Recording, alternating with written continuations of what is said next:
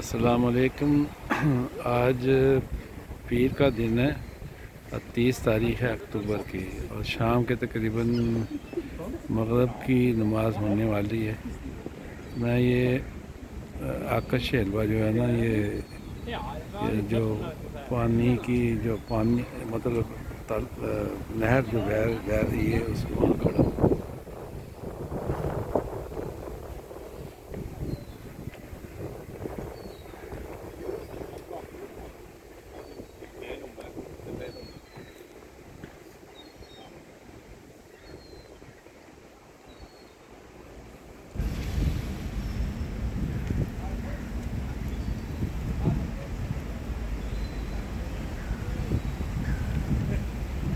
बर्फ़बारी हो रही है इस वक्त, ये तकरीबन कल रात से हो रही है, और देख रहे हैं कि जो है ना चारों तरफ बर्फ़ बर्फ़ पड़ी हुई,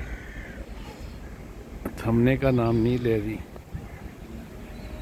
और ये यानी इस साल जो है ना विंटर की, यानी साल के एंड में 2023 की ये पहली बर्फ़बारी है जो गुज़िश्ता रात से यानी पिछली रात से शुरू हुई है।